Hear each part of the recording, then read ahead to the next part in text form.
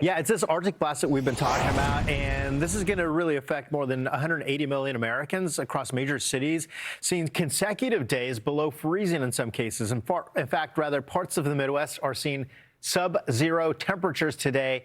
Deep snowpack, of course, also helps to keep some of the cold air in place. And when temperatures drop, the risk of health impacts like frostbite, that increases. Yeah, we have Dr. Taryn Travis with MedStar Washington Hospital Center, burn surgeon, joining us now. Thank you so much for joining us this morning. Obviously already seeing so many chilly temperatures, and a lot of folks get a little bit nervous about frostbite. Sure. So what are the first warning signs of frostbite that people should watch out for as those temperatures are continuing to sharply drop this week? I think people don't realize how quickly this can happen. Mm-hmm. And the real challenge with frostbite, both if you're a patient affected with it and for providers, is that what you see initially is often only part of the story. If you are outside in the cold and you're starting to feel numbness and tingling, that's really your signal that you need to get inside. If you get yourself back inside, you've warmed back up and you're seeing any changes in your skin, change in color, blistering, that is an emergency. And people don't necessarily realize that at the outset. And the trick really with frostbite and taking care of it is there's this adage that time is tissue. And we really have a short period of time to intervene if someone has true severe frostbite to fix that. And so it's really great that you guys are talking to your viewers about this, because people don't realize. And this image that you're showing right now of people trying to warm up like this, the other thing that the average person doesn't know is part of how frostbite is damaging is it makes little ice crystals literally in your tissue. And so when people instinctively want to do this, if you think about it on the inside, you're actually rubbing those sharp crystals. And so this is not the right way to warm yourself up if you might have frostbite. That makes a good point, because I was thinking almost the same exact thing, but people do this and then this, right? So that's probably what's going on. To your point, what do you do when you get inside? You said warm up first, but is there anything else you should do? Just kind of let it warm up on its own, or is there something we should be doing to be proactive? Sure. If you are in any sort of wet clothing, get yourself out of that. So much like wind lowers the temperature of cold, being damp does the same thing. So wet clothing, you need to get out of it.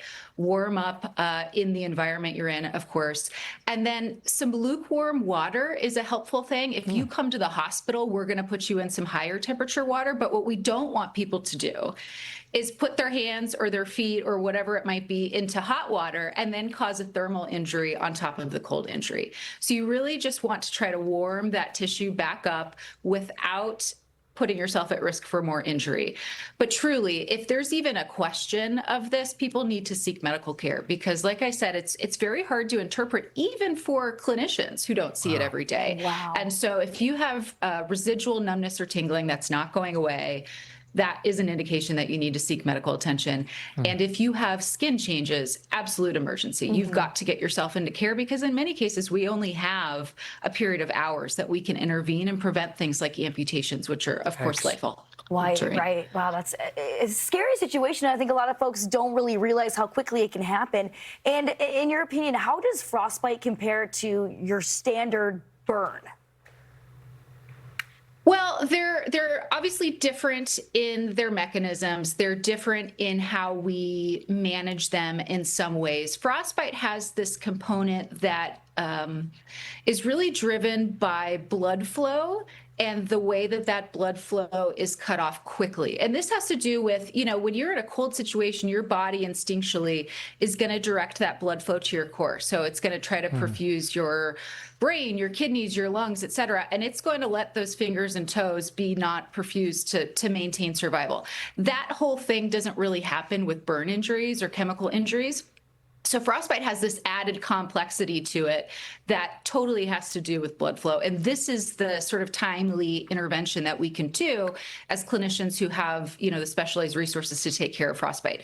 In terms of the tissue damage, those actually can look a lot like a thermal injury. And if someone requires surgery for it, it is many cases the same types of surgery that we have to do for bad burns, skin grafting, in some cases amputations. But it's that added sort of time-sensitive blood flow nature of frostbite that makes it extra difficult to take care of, complex, and dangerous. And the windshield chart that you guys showed a little bit earlier is a really important thing for people to see. You know, if you've got any sort of a windshield that takes you into the negative digits, you're talking about exposure less than an hour that can result in tissue loss. And if you're getting into the negative 20s, 30s, 30 minutes, 10 minutes, very, very short periods of time where people can put themselves at major risk. Wow. Doctor, this is such an important conversation to have, and the way that you've explained it, I think, puts it into perspective for so many people. Even getting your kids ready, because getting off to the school bus is going to be a concern for them.